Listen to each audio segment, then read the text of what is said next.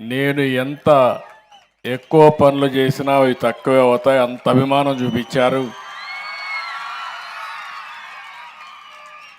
గ్రామస్తులందరూ ముందుకొచ్చారు. నేనైతే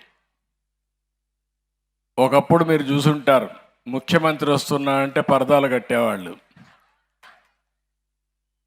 ముఖ్యమంత్రి వస్తున్నా అంటే పెద్ద పెద్ద ఆడంబరాలు చేసేవారు. ఈ చుట్టుపక్కల మా తమ్ముడు చెప్తే చెట్లు కొట్టేసేవాళ్ళు. చెట్లు పెట్టాలి, ఎప్పుడన్నా ఒక ప్రజాప్రతినిధి ఆదర్శనేత వస్తే. అట్లా కాకుండా చెట్లు కొట్టేసేవాళ్ళు. హెలికాప్టర్లో పోయినా కూడా చెట్లు నరికేసేవాళ్ళు. ఏం చేస్తాయో నాకు తెలియదు అప్పట్లో.